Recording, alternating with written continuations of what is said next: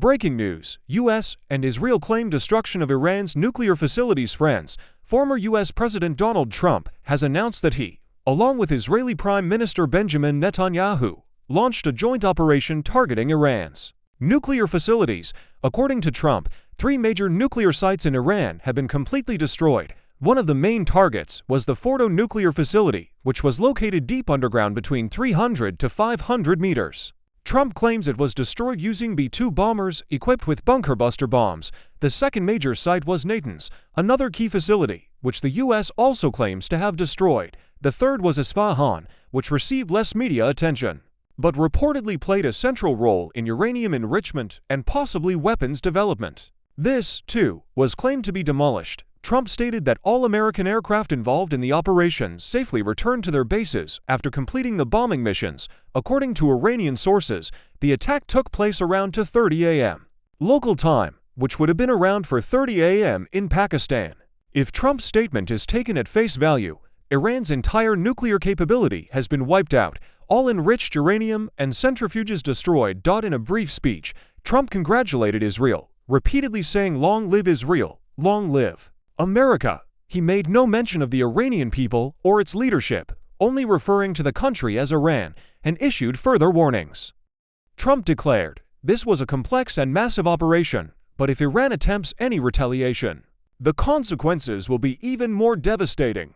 He hinted that one of the key goals was to eliminate Iran's supreme leader Ayatollah Khamenei, a threat Trump has made in the past, suggesting they know his whereabouts and have the capacity to act. He emphasized the precision and skill of U.S. pilots, engineers, and soldiers in executing the operation, claiming no other nation could have pulled off such an attack.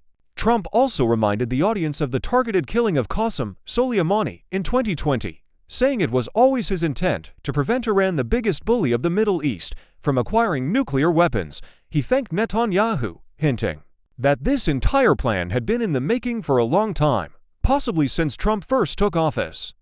He also referenced his sudden return from the G7 conference on November 17, implying the urgency and deception behind their actions. During this time, misleading narratives were spread through U.S. and Israeli media. On one hand, reports suggested Trump was reluctant to go to war and was seeking peace. On the other, stories were leaked that Netanyahu had insisted on immediate action, even without U.S. involvement. All of this, Trump now implies, was part of a strategic deception campaign. Meanwhile, Iranian media, including Tasnim News and various official Twitter handles, confirmed an attack on the Fordo site, but downplayed the damage, saying only the entrance and exit points were hit.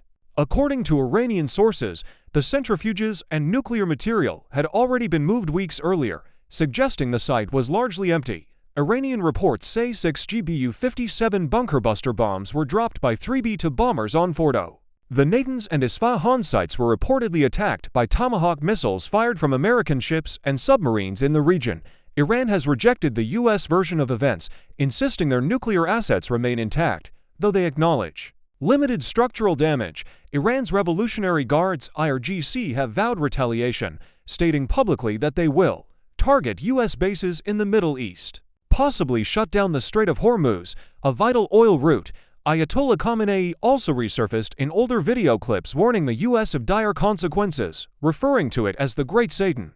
The world now watches closely, as the next steps by Iran could escalate into a broader conflict in the region. Iran's three-point response plan. Escalation on the horizon. Iran has officially issued a strong three-point response following the U.S. and Israeli strikes on its nuclear facilities. According to statements released on their official news platforms and Twitter handles, Iran has declared they will attack American military bases in the Middle East. They will attempt to shut down the strategic Strait of Hormuz. They will ensure that the U.S. suffers immensely for this attack. To emphasize their intent, Iranian officials have re-released old videos of Ayatollah Khamenei threatening the United States, signaling that these warnings are once again active. Policy. The American military presence in the Middle East. United States currently operates around 400 military installations across the Middle East, spanning countries like Djibouti, Oman, Qatar, Kuwait, Saudi Arabia, UAE, and Iraq. There are at least 8 permanent bases, numerous forward operating bases to U.S. aircraft carriers, and various support ships and strike groups deployed in the region. Additionally, a British aircraft carrier is stationed nearby, and combined, these forces host over 100 to 120 fighter jets, not including refueling aircraft, surveillance drones, or spy planes. In short, the U.S. military has a formidable presence in the region. However, Iran's threats imply that any attack on these assets will inevitably affect the sovereignty of Arab states that host them, a brewing regional war. If Iran follows through on its threats, this could ignite a full-scale regional war. Former President Trump seems to be anticipating this outcome, and has warned that any Iranian retaliation would result in even more lethal consequences. It's important to note that Trump launched this operation without congressional approval, prompting protest from some members of Congress. However, many others, judging from their social media reactions, are celebrating the strike, ignoring the constitutional violation it represents. Israeli Prime Minister Netanyahu has openly congratulated the U.S., further complicating the international legal and moral picture. A foreign power praising the U.S. for bypassing its own democratic process raises troubling questions about sovereignty, legality, and long-term global norms. The collapse of the post-World War to world order. This episode reflects a larger truth. The post-World War to global order is crumbling. International diplomacy, treaties, dialogues, and institutions like the United Nations seem powerless to prevent war. UN Secretary General Antonio Guterres has condemned the U.S. strike as an act of aggression, urging both sides to de-escalate and return to dialogue. But, as history reminds us, the League of Nations also failed to prevent war, and many now fear the UN is heading down a similar path. The problem lies in the very structure of the Security Council, where veto power held by 5 nations can override the collective will of the majority. Unless the UN evolves, it risks losing relevance in a world where powerful countries act unilaterally and democracies commit undemocratic acts.